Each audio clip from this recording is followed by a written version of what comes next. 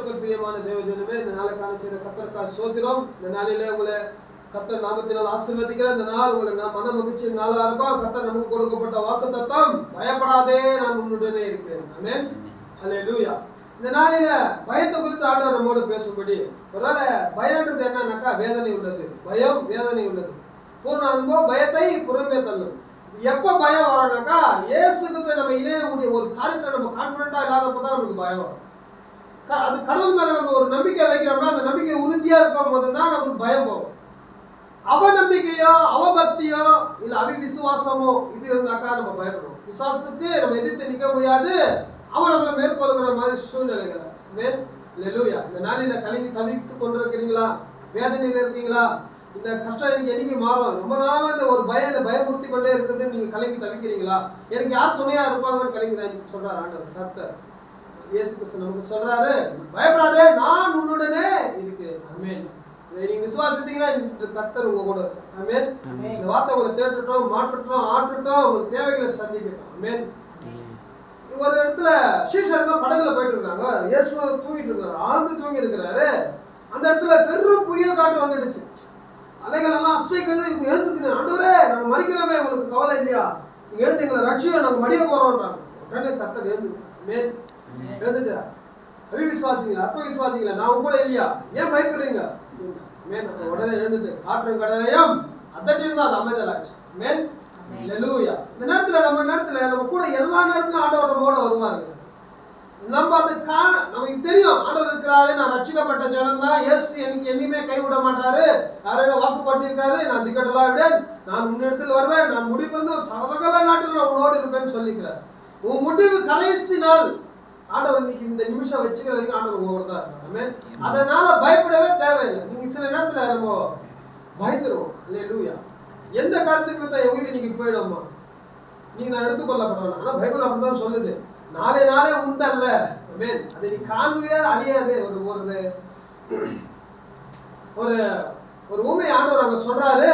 அந்த இடத்துல எப்படி பேசுறாருனாக்கா, ஒருத்தன் பெரிய பணக்காரன், அவன் ஆசையை நல்லா சேர்த்துட்டு அந்த வயலெல்லாம் சேர்த்துருக்கான். அவனுக்கு சேர்த்துட்ட பிறகு வளைச்சல் அறுவடை செஞ்சுட்டு அவனுக்கு மிகுதியா வந்ததுனால அவன் என்ன பண்றான், எனக்கு இது நாளைக்கு வேணும், நாளை கழிச்சு வேணும், அடுத்த வருஷம் வேணும்னு சொல்லிட்டு அவன் ஜீவனுக்கு வேணும்னு சொல்லிட்டு பெரிய இடிச்சு பெருசா கட்டிடலாம் அந்த கலைஞர்ன்றான். அவன் சேர்த்து வைக்கிற ஆலயத்தை பெருசா இடிச்சு ஆலய பெருசா கட்டி வச்சிடலாம். அதை நம்ம வச்சுட்டா நம்மளுக்கு அது உதவும், இருக்காது அது என் ஜீவன் நினைக்கிறான். அதுதான் மதிக்கடனே முட்டாளே. மதிக்கடன் என்ன தெரியாம நாளைக்கு நடக்கும் தேவையில்லாம சிந்திக்கிறது. அன்று உள்ள பாடு அன்று போதும். வேதம் சொல்றது இதான்.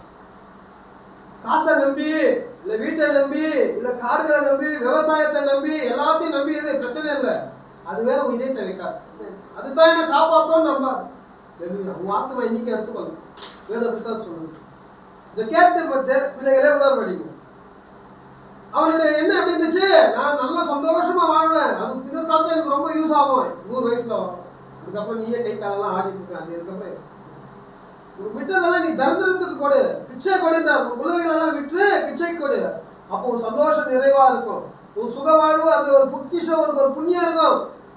அதை விட்டுட்டு இது யாரும் எடுத்து நீ சேர்த்து வச்சுட்டு அதை யாரும் எடுத்துட்டு போவானாலும் ஒரு பயம் இருக்கும். அது ஒருவேளை கெட்டு போகுமான்னு ஒரு பயம் இருக்கும். ஒருவேளை எதனா ஒரு இயக்க சூழ்நிலை வந்து அது மாறிடுமா, இல்லை யாரும் அது நைட்டா களவு கொண்டு எடுத்துட்டு போயிடுவாங்க, திருடி எடுத்துட்டு போயிடுவாங்களான்னு ஒரு பயம் இருக்கும். ஹல்லேலூயா. நம்ம இதயம் என்ன யோசிக்குதோ அதை தான் நடக்கும். நம்ம இதயம் செவ்வையா இருக்கணும், அது பிறருக்கு கொடுக்கணும். உள்ளதுன்ற என்ன அர்த்தம் தெரியாம இருக்கிறது இல்லை. உங்கள்கிட்ட இருக்கிறது நீ வச்சுக்கப்பா, உள்ளதுன்னா உங்க மீறி இருக்கிறது நிறைய இருக்குது. அதை பிச்சை கொடுன்றாரு. அது கொடுக்குறப்ப நீ பயப்பட தேவை. ஏன்னா உங்கள்கிட்ட உண்மையா இருக்கும், நேர்மை இருக்கும். பிறகு நான் உதவி செஞ்சேன்னு அந்த அதுதான் உனக்கு ஜீவனை கொண்டு வரும். சில புண்ணியங்களை நீ செய்யறப்போ, தான தர்மங்களை செய்யும் போது, பிச்சை கொடுக்கும் போது, ஏழைகளுக்கு உதவுறப்போ அவனுக்கு பயம் வராது. ஏன் தெரியுமா, நீ செய்யற காரியங்களெல்லாம் நற்கிரியைகளை செஞ்சிருக்கிற, தான தர்மங்களை செஞ்சுக்கிற, அதன் மித்த கர்த்தர் உன்னை ஆயுசு நாட்களை பெருக பண்ண. அதனால உன் ஆத்மா கொடுத்து பயப்படணும். இன்னைக்கே மறிச்சாலும் நான் இயேசு கிட்ட போகன்ற ஒரு கான்ஃபிடென்ட் உங்ககிட்ட இருக்கும். ஒரு சத்தியத்தை ஒரு நித்தியமா நீ அதை நம்புவ.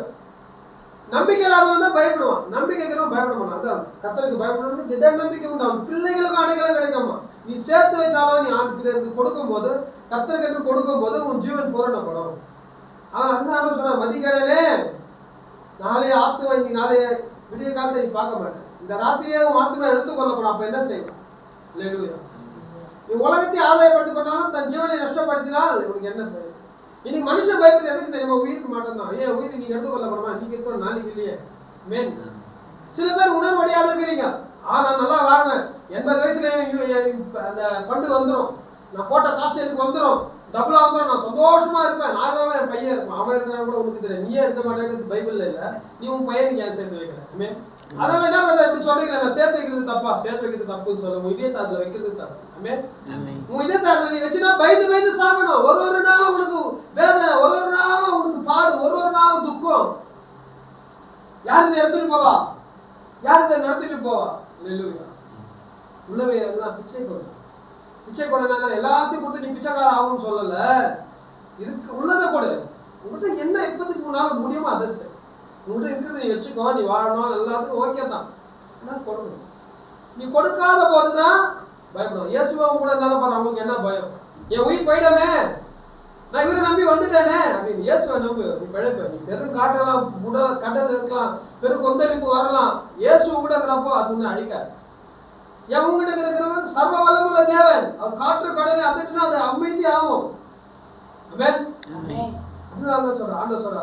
அந்த வசனத்தை ஒண்ணு சொன்னா, பயப்படாதே, நான் உன்னோட இருக்கேன், திகியாதே, நான் உன் தேவன், என் நீதி வாதுக்கத்துல உன்னை தாங்குவேன்.